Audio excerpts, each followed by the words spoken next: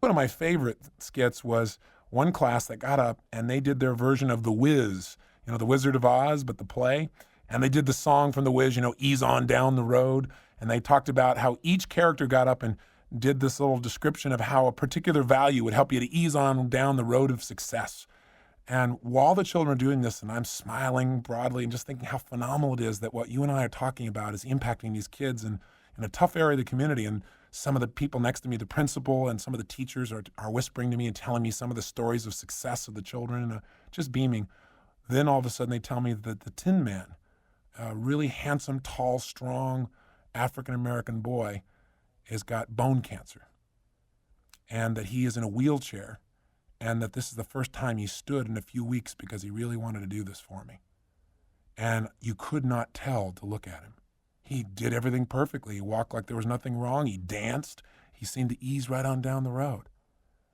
And I thought, oh my God, the boy is probably 9 years old, 8 years old. And I thought, what can I do? What can be done? And so I thought, if any gift I could try to give this young man, it would be a sense of certainty that he can deal with what's going on. So I decided to seek out his mom to see what I could do to help. And one of the first people I thought about making certain that this boy was exposed to is the very man you're going to hear from, Dr. Deepak Chopra. And as I looked for her, I didn't have to look very long because she came up and found me. She tapped me on the shoulder from behind. And as I turned, I saw this woman. She, as you might guess, looked like a wreck. Here was this incredibly dignified, very beautiful woman who obviously has committed herself as a professional. You could tell by the way she held herself, and yet she was shaking like a leaf. And she had so much fear in her eyes. And I said, hi. And she said, well, that's my son. And she started telling me the story. And I said, yeah, I'd heard. I said, I want to tell you, there's no absolute guarantees for anything in a situation like this. But there are certain things that can be done that can increase your boy's chances. And I can tell you that one of them that you must change is you can't stay in fear. I said, looking at you right now, I said, you're shaking like a leaf. You have every right to feel this way. It's natural to feel this way. But if your son looks at you and sees you in this state, he's going to be afraid he's going to die. Because no matter what you tell him about how you believe he's going to get better, your body shows me otherwise. Your face shows every person you meet otherwise. So I said, for your son's sake, you're going to have to create this sense of certainty. You're going to have to create this faith. You're going to have to go beyond what you have here on the physical level. You got to do everything you know how to do. You got to see the right doctors. And I've got somebody I want to recommend to you specifically that I want to make arrangements for you to be able to visit with. I said, but more importantly, you've got to start now with that sense of certainty so you can translate that to him, because if he has no sense of hope, his body's going to know that as much as anything else. And she shook her head and she said, yeah, I'm trying. I said, you cannot try. I said, do you remember the Star Wars series, those movies? She said, yeah. I said, do you remember that second movie when Yoda was working with that young man, Luke Skywalker, and he was trying to get him to lift up that ship out of the water? And Luke Skywalker went over and he efforted and started to make a little progress, and then he gave up. And he said, you asked the impossible.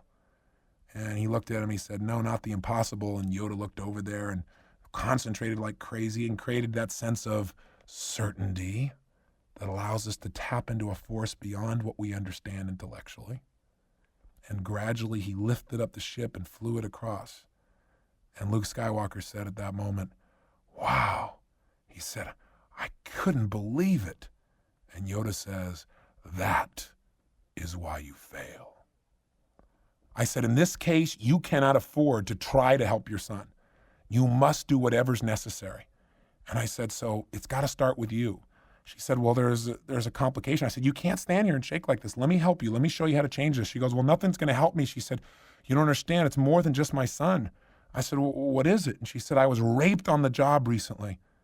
She said, it destroyed me. And then I found out my son, and she said, I had a nervous breakdown, and they hospitalized me.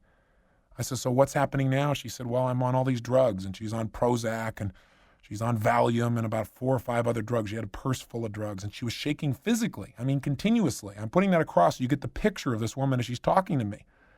And I said, I don't care how many drugs you got in your body. The ultimate force in your body are the chemicals in your own system. I said, there are all kinds of research projects where they take people who have been given a drug, and they tell them this drug is, for example, a barbiturate, something that's designed to slow the body down, and they're giving them an amphetamine. An amphetamine would make your body speed up. But because the person feels certain, they believe with certainty that this is a barbiturate, Even though the drug is supposed to do something different, their mind's focus changes their biochemistry and slows their body down in spite of the drug. And the opposite is also true. If they give you a barbiturate and they tell you it's speed, your body will speed up if you have certainty. So I said, we can overcome this right now. I'm going to demonstrate it so you can feel it. I said, come over here. I said, here's what I want you to do. And I did the same thing with her that you just practiced earlier. I said, put yourself in a state of fear about this happening. She goes, I'm already there. And you could just see her shaking. She just began to shake even more. I said, now get out of that state immediately. Put yourself in a state of hope. She got a little bit better. She's still shaking. I said, put yourself in a state of certainty. Right now, stand like you'd be standing if you knew your son was going to get well and nothing was going to stop you from finding the answer. If you were completely empowered, if you expected him to be well, if you were certain. And she stood tall and her shoulders came back and her chest came up. I said, even stronger. And she began to breathe differently. I said, well, you know it's going to happen. Well, there's no more question in your mind, no more fear. And you could see the shift happen in an instant.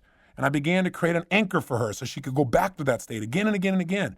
And I said, now how do you feel? And by the way, her shaking stopped instantly. She said, oh my God. She said, I feel incredible. She said, my stomach feels like it's fine. It's been upset. It's been constantly upset. I said, listen how you're talking now. Listen how you're breathing now. How do you feel now? She said, I feel like I could do it. I feel like I could do it. I said, now this is not a guarantee by itself. You've got to get a plan. You've got to get help. You've got to take action. But in this state, you're much more likely to get those answers than the other. And in this state, your son will get the message that there's not only hope, but he's going to be well. And I said, is that an important message for him to get? And she said, absolutely. And we kept doing this. She goes, yeah, but when you leave, this won't last. I mean, you're the one doing it to me. When you leave, it's going to go back. I said, oh, really? I said, am I doing it to you?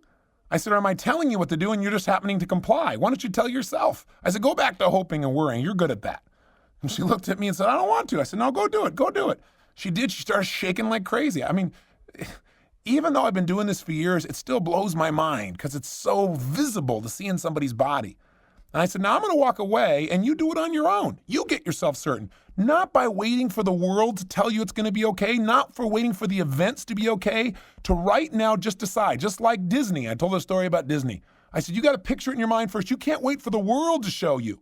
Everything that showed up in the outside world was first created in the inside world. I don't care whether it's health. I don't care if it's building a business. I don't care if it's being able to handle situations that are the toughest situations in your life. It starts in your mind. Do it now. And I walked away.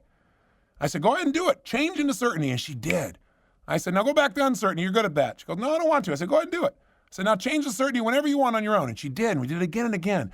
It was so amazing. It was so beautiful. And you know what? I got to give her this gift, but I didn't give her anything. All I did was get her to remember. Remember what Socrates said? Learning is remembering. We already have the gift inside of us. We're all looking for it outside of us. It's there. It's inside of you. It's inside of anybody else. But some of us need somebody to remind us where it is and get us to use it, not just know it, not just understand it. Intellectually, we all say, yeah, I know the power of certainty, but we don't do it. Do it consciously. Don't wait for the environment to give it to you. Otherwise, you're going to be a stimulus response animal instead of a spirit who's creating the world that you desire and that you've designed. I went over and talked to her son as well, and then I watched the two of them leave with huge smiles on their face and with certainty in her step. I also mentioned to the young man, I said, it's interesting that you were able to walk because you were so certain that you were going to do this. You were so committed. Nothing was going to stop you. I said, you need to invest that same commitment you got here to show me what you could do on the stage, to show me what you're going to do on the stage of your life from now on. You need to get yourself healthy. You need to invest all your power in doing it, and you will. Now you might say, well, Tony, you're giving this kid, undue faith. You're telling, you're getting his hopes up. Or what would be better? To tell him he doesn't have a chance? What would be better? To tell him, well, I hope you get well? No, there's no guarantee of anything in life except one thing. If you don't employ your certainty, you will never touch your true gifts. There are certain things beyond our control, but anything that's within your control, you will only grasp if you are certain when you reach for it. And the part of your destiny you can control is the level of energy and commitment you invest in anything, and that is determined by the certainty you decide to have. After all, in the end, some people have died years ago because they really aren't living anymore. If we've got certainty, we'll begin to truly live.